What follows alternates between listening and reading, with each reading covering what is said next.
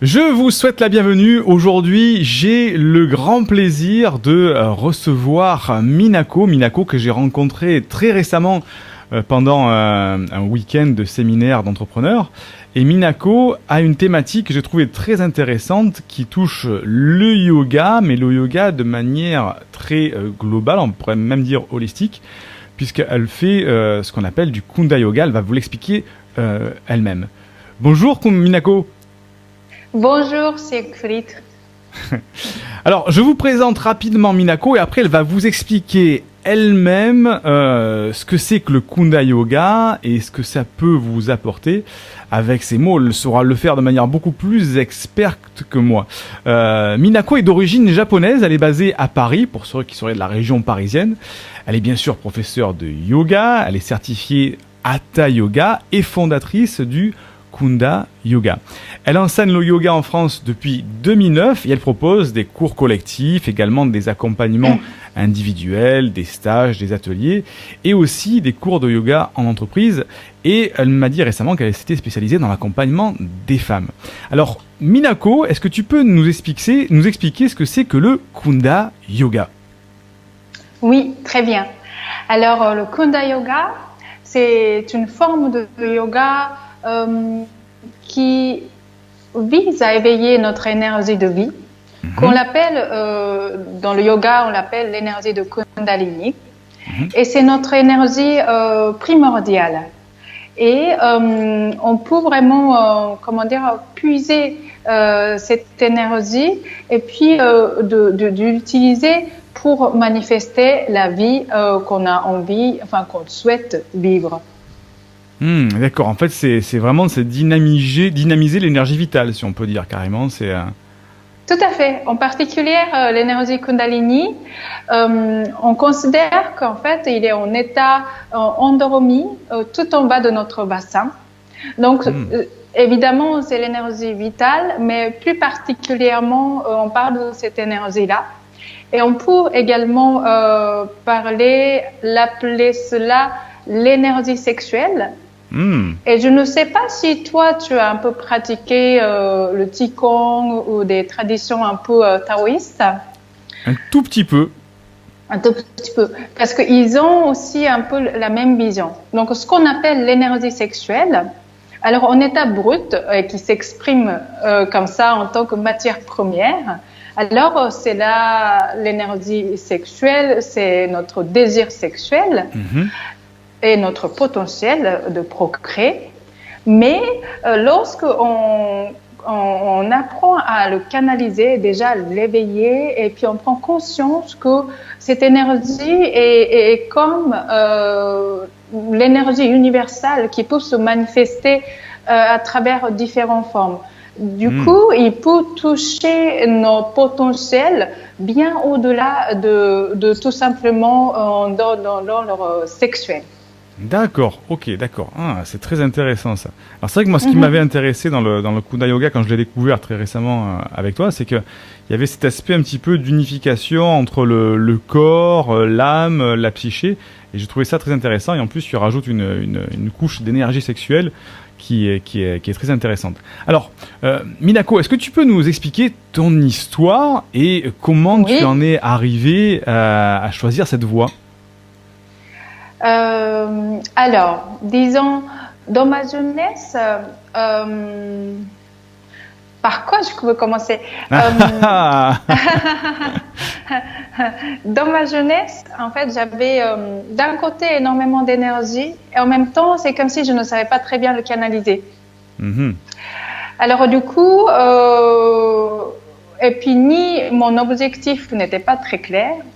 Et du coup, avec plein d'énergie, mais j'avais vraiment eu l'impression que dans ma jeunesse, un peu tourné en rond et puis au final, je m'ennuyais. D'accord. J'ai fait l'étude de la mode. Je voulais travailler dans la mode et c'est la raison pour laquelle je suis venue en France. Et j'ai fait l'étude de stylisme et modélisme et après ça, j'ai commencé à travailler dans la mode. D'accord. Et puis, il y a eu un événement particulier qui fait qu'en fait, je traversais un moment très difficile dans ma vie. Et c'est à ce moment-là que je commençais à me poser la question. les questions, on peut dire fondamentales. Pourquoi je suis là? Et qu'est-ce que je fais là? Et quelle est la nature de nous, les êtres humains? Est-ce que après la mort, c'est finito et puis il n'y a plus rien? Et toutes ces choses-là. Et tous ces questionnements m'ont amené à, dans un premier temps, m'intéresser aux psychologies. Et puis aussi en astrologie et tous les arts, voilà, en hiking et tout ça. Et puis, plus tard, en fait, j'avais besoin de quelque chose de concret. C'est-à-dire que juste la compréhension, une approche intellectuelle ne me suffisait pas. J'avais besoin d'impliquer mon corps. Et c'est là où j'ai découvert le yoga grâce à une amie qui m'a dit un jour, écoute, Minako, si tu veux bien, moi j'ai commencé à pratiquer le yoga, donc tu peux venir avec moi. D'accord. Et qu'est-ce que tu avais fait donc avant le yoga? Tu avais fait tu m'as dit que tu avais beaucoup réfléchi de manière intellectuelle, mais est-ce que tu avais essayé quelque chose avant de passer yoga, ou est-ce que tu avais qu'est-ce que tu avais fait avant d'arriver à débuter le yoga comme ça? Alors disons, j'ai commencé à lire des livres de psychologie, mais plus spécifiquement autour de tous les approches jungiennes. Parce que l'histoire de archétypes et tout ça, ça m'intéressait beaucoup. Et puis aussi son parcours lui-même, qui est un petit peu, il y a ce côté mystique et puis très visionnaire, je trouve. Et donc voilà. D'un autre côté, je n'ai pas allé très loin jusqu'à ce que je puisse appliquer quelque chose ou bien entreprendre des séances de psychanalyse. J'étais vraiment, je plongeais dans les livres et puis ça m'a nourri d'une certaine manière, mais comme je disais tout à l'heure, ça ne suffisait pas et puis j'avais besoin que mon corps soit impliqué. D'accord, ok. Donc tu as vraiment fait une recherche intellectuelle, une recherche philosophique même pour avoir une réponse, et tu t'es rendu compte donc que ces réponses, tu n'avais qu'une seule partie dans la partie intellectuelle et que tu voulais avoir quelque chose de plus physique pour développer. Qu'est-ce que tu as alors tu as découvert le yoga grâce à ton ami qui t'a dit viens on essaye, et qu'est-ce que tu as fait à partir quel était ton cheminement à partir du moment où tu as essayé le yoga et que tu as créé toi-même après ton école de yoga? Eh bien, donc au début, avec cet ami, j'ai pratiqué pendant peut-être 6 mois de manière assez régulière. Déjà, pour te dire que le premier cours de yoga, c'était une révélation pour moi. Ah, dès le premier cours alors? Ah oui. Vraiment, en fait, j'ai goûté un état que je crois que je n'ai jamais vécu avant. Alors, tu as essayé la première fois, tu l'as essayé en France ou au Japon? À quel moment tu l'as essayé? C'était en France. En France, d'accord. Oui. Et c'était vraiment le résultat dans lequel je ne m'attendais pas parce que au début, quand en fait, j'ai essayé le yoga, j'avais l'impression que ça faisait partie d'une discipline corporelle, enfin à la limite un sport, une activité sportive. Mais c'était bien au-delà de ça. Et le fait que j'étais vraiment, mon attention était canalisée vers la sensation physique et puis sur mon rythme de respiration. Et à la fin du cours, on a un temps de relaxation, tu sais. Oui.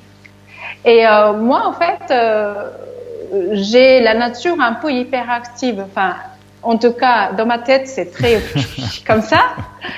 Et du coup, en fait, souvent, avant le yoga, j'avais vraiment l'esprit qui saute un peu dans tous les sens. Et puis, j'épuisais mon énergie de cette manière. Et quand je suis sortie de mon premier cours de yoga, c'est comme s'il n'y avait plus de bruit. C'était, mais qu'est-ce que c'est calme dans ma tête. C'était génial. Ah ouais. Donc en fait, tu as vraiment trouvé un côté zénitude, calme. Tu as retrouvé beaucoup plus de clarté, de simplicité dans ta tête alors. Ah oui. Vraiment, dès le premier cours. Je sais que c'est pas le cas pour tout le monde. Des fois, en fait, ça a besoin de vivre plusieurs cours pour qu'on commence vraiment à ressentir ça. Mais pour moi, dans mon cas, mais le résultat était fulgurant. D'accord, ok. Donc, premier cours déjà extraordinaire, effet extraordinaire. Et donc, donc j'imagine que tu as continué, parce que tu as trouvé ça très intéressant. Tu as continué à avoir autant d'effets comme ça sur les cours suivants, ou c'était vraiment le premier cours qui t'a marqué? Ah, c'était toujours le même plaisir. Et à la fois, mon corps, il est, bien sollicité, mais juste comme il faut. Donc, j'avais comme une lâcher prise physique qui était agréable. Et puis aussi, c'est ce côté, mais vraiment, c'est très calme. C'est très calme après la séance. Et puis, l'effet, j'ai l'impression qu'en fait, je prenais le cours à ce moment-là, le samedi matin. Et j'ai l'impression que l'effet durait jusqu'au lundi. Ah oui, carrément, plusieurs jours. Ouais. Alors, qu'est-ce que tu as fait en ce moment où tu as eu cette, on va dire, on peut appeler ça une révélation sur le fait que le yoga t'a apporté beaucoup de choses, et le fait que tu sois arrivé jusqu'au Kunda Yoga, qui est un petit peu plus spécifique après? Alors après, suite à ça, j'ai continué à pratiquer, mais au début vraiment comme pour plaisir et puis pour qu'en fait mon bien-être. Et puis un peu plus tard, je commençais vraiment à m'intéresser sur les différents aspects de yoga, notamment l'aspect philosophique. Et puis aussi la méditation. La méditation est comprise dans la pratique du yoga, mais dans un premier temps, tout ça, ça ne m'intéressait pas. Enfin, ça me parlait pas plus que ça. Mais c'est que peut-être 2-3 ans après, que je commençais vraiment à m'intéresser sur l'aspect philosophique et puis la pratique de méditation en complémentaire de pratique physique, l'aspect physique du yoga. Et c'est à ce moment-là que j'ai vraiment senti que j'ai trouvé ma passion. C'est comme si, en fait, tu vois, en fait, un peu plus tard, je t'ai parlé de ces questions. Mais pourquoi je suis là? C'est quoi l'être humain? Quelle est notre nature et tout ça? En fait, lorsque j'ai écouté la première conférence sur l'aspect philosophique du yoga, en fait, ça m'a tellement touchée parce que c'est comme si, en fait, il répondait à ces questions fondamentales et profondes de mon âme. Et puis, c'est comme si, en fait, j'ai trouvé la réponse dans cette conférence. Et c'est à partir de... Et c'est à partir de ce moment-là, à l'époque, en fait, j'étais responsable d'un magasin de la mode multimarque et j'étais responsable également de l'achat des articles. Donc, je faisais des salons et tout ça. Et à partir de ce moment-là, je commençais vraiment à partager mon temps entre le travail et puis après le travail, j'allais directement dans un centre de yoga et puis je me suis vraiment imprégnée de toutes ces conférences, les cours, les ateliers et puis dans la pratique de yoga et la méditation. D'accord, donc tu es vraiment passionnée pour ça. Et alors, est-ce que tu peux nous expliquer très, très rapidement la différence qu'il y a entre le yoga, comme tout le monde se le représente, c'est-à-dire faire des positions, et le Kunda Yoga? Quelles sont les différences au niveau de ce qu'on fait, ce qu'on ne fait pas? Est-ce que tu peux nous en dire un petit peu plus? Alors, en termes de technicité, le Hatha Yoga, qui est toujours en fait ma première discipline que j'ai eue, en fait, on utilise beaucoup les postures statiques. Et puis, le Kunda Yoga, on utilise plutôt des mouvements comme balancement ou des mouvements de spirale. Et puis, on associe avec la respiration dynamique. Et on utilise également la contraction de périnée pour les hommes et pour les femmes aussi. C'est bien de préciser. Oui, c'est bien de préciser. Vous avez aussi le périnée chez les hommes. Et qui permet justement vraiment de toucher cette énergie primordiale. Et on implique aussi notre émotion. Je travaille beaucoup sur les émotions parce que lorsqu'on éveille cette énergie, c'est vrai que ce qui nous bloque, c'est d'une part, c'est les émotions, ce qui nous bloque à l'énergie de circuler fluidement. D'une part, ce sont des émotions, Et puis d'autre part, c'est aussi nos croyances limitatives. Oui, tout à fait. Donc du coup, voilà, en fait, forcément, lorsqu'on éveille cette énergie, et puis imagine qu'il y a un courant qui monte et que le tuyauterie, il est encore toujours encrassé, ben, en fait, ça ne marche pas. Et puis, ça peut créer des déséquilibres. Donc, c'est pour cela que durant la séance, je vais guider verbalement pour aller toucher ces nœuds émotionnels et puis aussi des croyances limitantes. Et ça fait le rôle aussi de nettoyer le tuyauterie pour que l'énergie passe fluidement. D'accord, donc tu associes à la fois donc des positions avec des mouvements, des ondulations, des spirales, des balanciers, et en plus tu parles, donc tu accompagnes avec ta voix les personnes pour qu'elles aient aussi un travail, on peut dire intellectuel, enfin en tout cas d'écoute de ça. Ouais. Oui, j'aide les gens de sortir de leur carapace qui leur limite, mais à travers le mouvement et à travers le corps. D'accord, très très intéressant ça. Et quand tu dis que alors une séance classique de yoga avec toi, ça dure à peu près combien de temps? Est-ce que tu peux nous expliquer de manière pratique, concrète, ce qui se passe? Combien de temps? Qu'est-ce qu'on fait? Une séance de Kunda Yoga dure entre 1 heure et 1 heure et quart en séance. Et on commence par une visualisation et on descend notre attention vers notre bassin parce que c'est là où, comment dirais-je, en fait, à la fois il y a cette énergie primordiale, l'énergie de Kundalini, mais aussi c'est là aussi tous les trop-pleins d'émotionnel et tout ça qui tombent et puis qui se stockent aussi.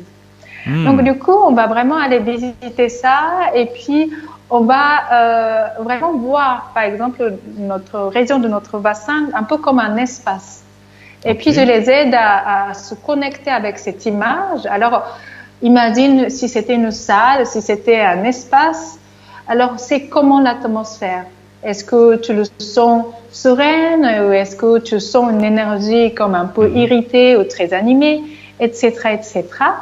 Et puis, une fois que, voilà, en fait, on est connecté avec notre bassin, parce que c'est notre socle de l'existence. Hein. À partir de là, je vais les guider dans les mouvements et dans la respiration, mais toujours en portant notre attention à cet endroit, le bas-ventre, le bassin. D'accord, intéressant. Et est-ce que ça c'est un exemple d'une séance qu'on fait avec toi, est-ce qu'on peut le pratiquer seul ou est-ce qu'il faut obligatoirement être accompagné par quelqu'un par exemple? Alors, je pense que c'est très utile d'avoir les accompagnements pour quelques séances, mais qui peuvent être faits soit en personne, ou bien en présentiel, on peut dire, ou bien je pense qu'on peut aussi les apporter des supports comme des vidéos en ligne et tout ça. Et dans cette manière, je peux aussi rendre les personnes en autonomie. Très bien, d'accord.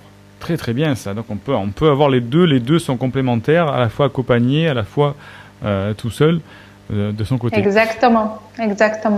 Ok, alors Orline, on discutait un petit peu sur les bénéfices de faire ce yoga comme ça. Moi, c'est vrai que les gens que j'accompagne sont plutôt des gens qui sont stressés. Toi, je sais qu'après, tu accompagnes plus des femmes qui ont d'autres problèmes et on va en parler aussi. Est-ce que ça peut vraiment avoir un effet bénéfique? Je pense que oui, puisque tu me l'as un petit peu expliqué déjà au niveau de ta première séance, au niveau de la gestion des émotions, de la gestion du stress. Est-ce que ça peut apporter quelque chose de positif? Oui, bien sûr. Par exemple, la respiration. Oui. Donc, la respiration qu'on utilise, à la fois la respiration profonde abdominale et puis d'autre part la respiration rythmée, ça va favoriser la sécrétion, je suis sûre que tu connais un peu de ça, d'endorphines et de sérotonine. Donc du coup, en fait, ça va vraiment physiquement, d'une part, aider à notre corps de sécréter tous ces neurotransmetteurs pour qu'on a un niveau de stress qui est plus basse. Et puis aussi le fait que je vais aller les guider en touchant ces tonalités émotionnelles évidemment, en fait, on peut plus facilement pointer le doigt là où, voilà, c'est que ça nous limite. Et par la suite, ça facilite pour aller se déployer, aller au-delà. Ok, très très bien. Ok, donc ça, c'est vrai que ça peut apporter, et je suis d'accord avec toi, hein, le fait qu'on arrive à avoir à baisser son niveau de stress. Et c'est vrai qu'au niveau physiologique, pour moi qui l'ai pratiqué un petit peu aussi, c'est vrai que après on se sent beaucoup plus relâché, beaucoup plus zen. Et c'est vrai que même physiologiquement, ça fait du bien. Est-ce que tu peux nous expliquer de manière plus précise ce que toi tu fais le travail avec les femmes et sur quoi? Parce que tu t'es vraiment très spécialisé aujourd'hui, et j'aimerais que tu nous en parles pour que s'il y a des femmes qui nous écoutent justement pendant cette interview, qu'elles comprennent ce qu'on peut faire, ce que tu fais de manière précise. Oui. Alors, j'accompagne les femmes qui vivent leur déséquilibre hormonaux et puis ces conséquences à révéler leur potentiel de guérison et puis les aider à vivre une vie de femme épanouie. Et ça veut dire que, par exemple, j'organise des ateliers depuis novembre 2016 pour les femmes qui sont atteintes d'endométriose. C'est une maladie hormonodépendante et gynécologique. Et ce sont en fait les principaux symptômes, c'est des douleurs très intenses lors de cycle menstruel. D'accord. Alors donc cet atelier, donc je travaille toujours de cette manière-là. En fait, quand je travaille, évidemment, il y a tout ce côté physiologique qui va concrètement aider à avoir moins mal. Mais aussi, je vais toujours aller toucher l'aspect psychologique et émotionnel. Parce que moi, je considère que quand il y a des symptômes, des mots que exprime notre corps, en fait, moi, je les considère comme le message de notre corps. Donc, ce n'est pas quelque chose que je veux... je veux sans effectuer cette écoute, je veux essayer d'éliminer comme ça, juste comme ça. C'est comme si, tu vois, en fait, je peux donner une analogie. Imagine que chez toi, il y a un incendie, ça brûle. Oui. Et puis, imagine qu'il y a une alarme qui sonne parce que, voilà, ça a déclenché l'alarme. Et imagine que tu as migraine et l'alarme qui est en train de sonner, qui annonce quelque chose qui ne va pas chez toi. Oui. Alors, ce que tu peux faire, il y a deux choix, parce que, en fait, le son de alarme, ça t'agace. Oui. Soit tu coupes le câble de alarme pour que ne plus sonner, ou bien tu dis merci l'alarme parce que tu alertes quelque chose, qu'il faut être conscient de ça. Oui. Donc, je vais aller voir ce qui se passe. Et c'est à ce moment-là qu'en fait, tu prends conscience de l'incendie que tu as chez toi. Du coup, tu peux agir en conséquence, c'est-à-dire que tu peux plutôt se précipiter pour éteindre ou couper l'alarme. D'accord, c'est très intéressant. Tout dépend ce qu'on va faire avec ce signal d'alarme. Oui, tout dépend de ce qu'on va faire. Oui. Exactement. Dans ce sens, en fait, les symptômes ne sont pas des méchants et des ennemis, mais vraiment, ce sont plutôt, en fait, il y a un côté bienveillant. En fait, il veut nous annoncer quelque chose, même quand ça arrive de manière intense et douloureuse. D'accord, très bien. Alors, là-dessus, donc, on a bien compris ce que c'était, les spécificités, ce que ça pouvait faire. Quelles sont les erreurs que toi, tu as rencontrées, alors, par rapport aux gens qui sont venus pratiquer? Est-ce qu'il y a des obstacles, des faits que les gens n'arrivent pas à pratiquer correctement? Qu'est-ce qui freine parfois les gens qui viennent chez toi, qui pratiquent les séances? Ou alors est-ce que justement ça fonctionne toujours à 100%? Ou est-ce qu'il y a des gens qui ont des petits obstacles? Et qu'est-ce que tu as rencontré dans ton expérience pour que les gens qui veulent essayer comprennent que ça peut fonctionner, des fois ça peut pas fonctionner, des fois ça prend plus de temps, moins de temps? Alors, comment je peux dire? Des fois, ce qui est intéressant à observer, c'est que des fois, en fait, lorsque, par exemple, une femme arrive ayant endométriose, mais elle a tellement une charge émotionnelle très, très lourde, et du coup, en fait, elle se rend compte qu'elle a besoin de déposer ce qu'elle ressent, ce qu'elle est en train de vivre. D'accord. Donc, c'est pas vraiment un échec, mais j'aimerais qu'à ce moment-là, on se met d'accord que peut-être, première séance, on a plus de temps d'échange. Et puis, à partir de deuxième et troisième séance, je vais proposer, une fois que ces charges émotionnelles sont nommées et déposées, je vais les aider à être dans le mouvement. D'accord. Ok. Voilà, donc je ne sais pas si on peut l'appeler ça l'échec, mais c'est que, voilà, en fait, c'est bon à prendre conscience parce que on pense que, voilà, il faut faire quelque chose, mais lorsqu'on commence à parler, en fait, des fois, ça fait vraiment, il y a besoin de déposer. Oui. Parce qu'on a tellement porté lourd. Hein, oui, on a besoin de parler, d'extérioriser, de mettre des mots dessus pour pouvoir être plus serein et débuter les séances après de manière beaucoup plus calme et pas arriver avec trop de tension nerveuse qui pourrait bloquer la séance. Exactement. Quand tu dis que tu accompagnes les femmes qui ont des problèmes d'endométriose, là c'est très spécifique. Est-ce que les femmes qui ont des règles douloureuses comme ça arrive de manière régulière, est-ce que ça peut les aider aussi? Ça, ou c'est vraiment spécifique à une pathologie comme l'endométriose? Si, en fait, ça peut aider les femmes qui souffrent tout simplement des règles. Enfin, tout simplement, je veux dire, c'est des gros mots parce que quand, en fait, on dit les règles très douloureuses, en fait, c'est dans l'ordre où ces femmes-là appellent l'ambulance. Hein, avec l'endométriose. Oui. Bien sûr, en fait, ça peut aider. En fait, je peux donner... non seulement qu'en fait je peux proposer les exercices de Kunda Yoga et puis la relaxation qui est fort utile. D'ailleurs, l'association de la douleur chronique de Québec il préconise qu'une des premières choses lorsqu'on vit la douleur chronique à mettre en place dans notre vie, c'est la stratégie de relaxation. D'accord, donc c'est vraiment recommandé de manière très précise. Oui, tout à fait. Très bien. Alors, tu nous racontes tout ça avec beaucoup de simplicité, ça a l'air facile, tout ça, mais on pourrait quand même peut-être se demander, est-ce que le yoga et le Kunda Yoga, c'est pas uniquement fait pour certaines personnes qui sont déjà dans une approche particulière? Parce que c'est vrai que parfois, quand on discute yoga, en dehors de la sphère du yoga, on voit ça de manière comme on le voit à la télévision ou dans des trucs comme ça. Est-ce que c'est vraiment réservé pour des gens qui sont déjà un petit peu avancés ou n'importe qui peut arriver sans aucune connaissance en yoga et y trouver un intérêt dès le début? Alors, n'importe qui peut arriver sans aucune connaissance. Après, ce que j'ai envie de dire aussi, c'est en fait, on vit dans une ère florisante de différentes approches et puis chaque professeur est différente.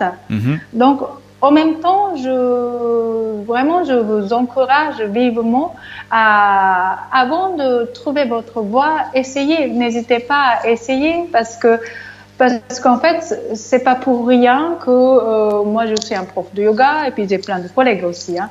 Oui. Voilà, donc ça vraiment, j'ai envie de dire ça. Parce que c'est important qu'en fait, vous ressentez une affinité à la fois avec le professeur et puis avec la façon dans laquelle il enseigne. Ça, c'est très très bien de le dire parce que c'est vrai que parfois, les gens s'arrêtent à une première expérience en se disant... Moi, j'en connais autour de moi qui ont dit j'ai essayé le yoga, c'était bidon, ça m'a pas plu. Mais comme tu le dis, il faut qu'il y ait une affinité avec le professeur, il faut qu'il y ait une affinité avec les techniques et les méthodes employées. Et c'est un petit peu comme le bon garagiste et le mauvais garagiste.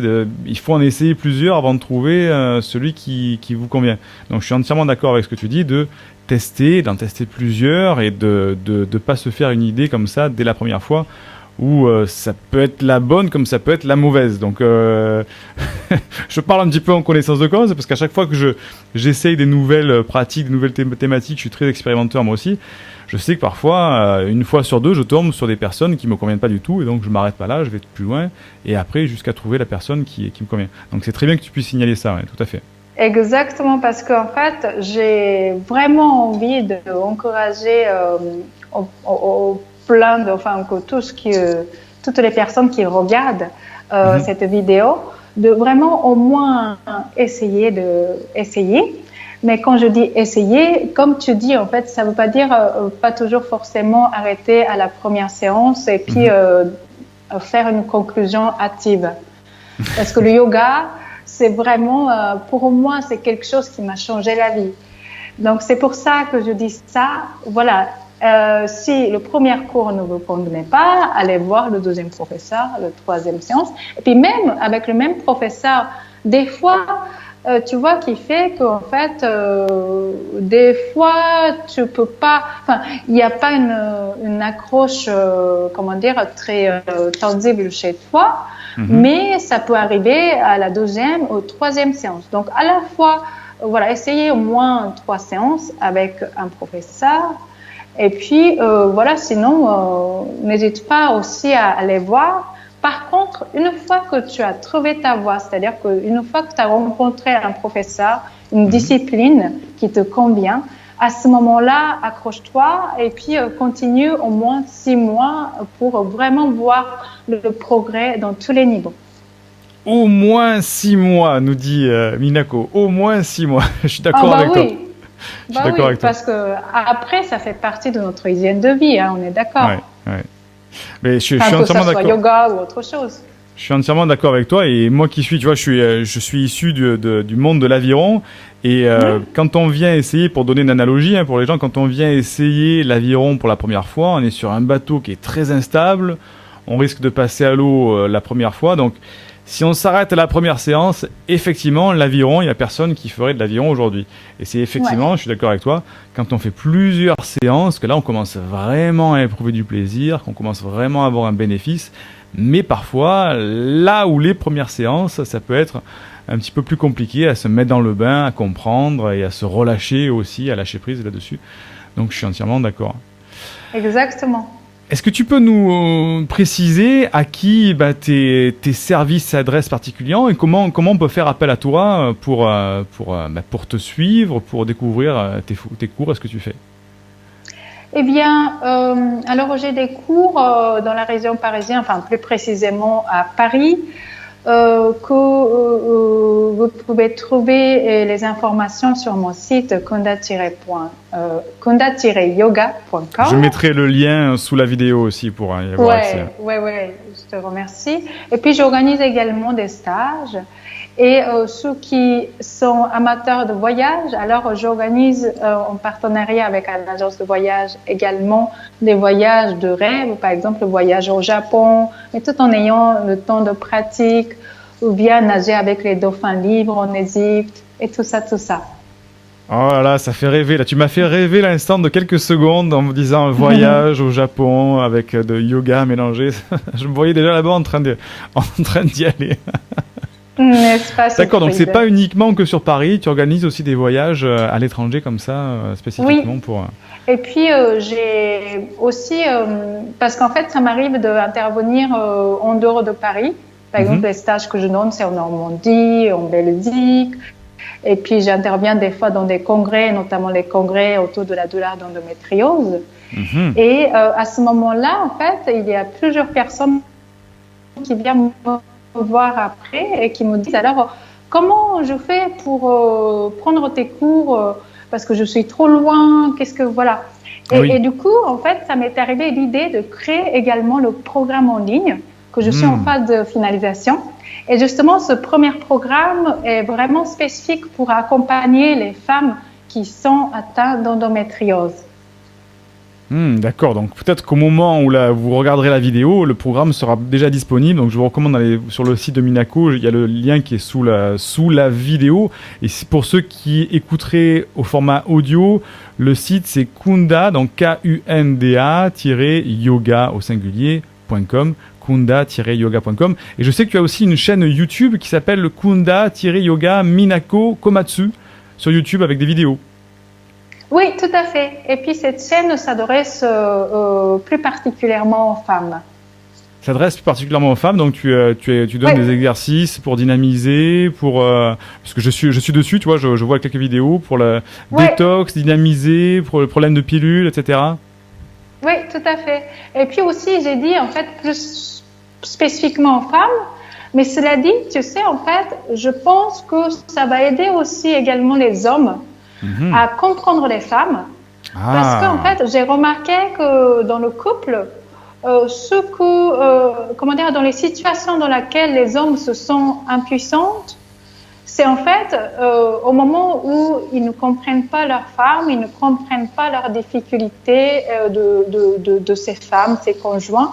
Et dans ce sens, en fait, je suis sûre que ça va beaucoup aider aux hommes de comprendre un peu comment ça fonctionne les femmes, quelles sont nos difficultés, et puis comment on peut apporter des solutions.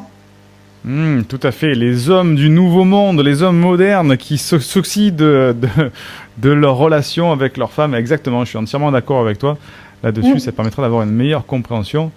Et c'est bien que tu le dises. Minako, merci beaucoup pour cette interview. Si vous avez des questions, je vous recommande de contacter Minako par l'intermédiaire de son site ou de sa chaîne YouTube. Et puis, encore une fois, merci. Est-ce que tu aurais un petit mot de la fin, quelque chose à dire qu'on aurait oublié de dire ou de parler peut-être? Alors, j'aimerais terminer avec une phrase d'un maître yogi. Il dit, en fait, le yoga, c'est comme la fraise. Et vous pouvez, pendant des années, songer et puis étudier sur la plante fraise, sur le fruit fraise, et puis regarder son aspect, la texture, la couleur et tout ça. Mais à un moment donné, pratiquer le yoga, ça veut dire croquer cette fraise. Ah, exactement, comme je te rejoins là-dessus, de passer à l'action, de pratiquer, de goûter. On a une expérience totalement pas différente, mais qui est très très très complémentaire et beaucoup plus enrichissante que de regarder la fraise. Très très belle conclusion là-dessus. Ok, merci beaucoup Minako, et je te dis peut-être à très vite. Oui, merci s'il vous plaît, et puis à très bientôt. Avec plaisir.